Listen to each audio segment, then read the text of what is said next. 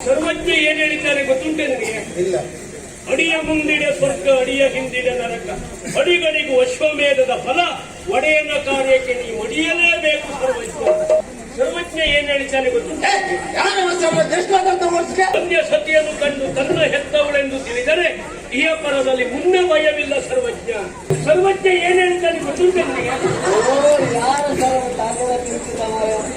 ಬಲ್ಲಿಗರು ಹಾವಸಿಯ ಕಲ್ಲತ ಮೆಟ್ಟುವರೆ, ಬಲ್ಲಿಗರೊಡನೆ ಸೆಣಸಿ ಮಾತಾಡಿದರೆ ಬಲ್ಲಿಯೇ ಕೇಳಕ್ಕೂ ಸರ್ವಜ್ಞ.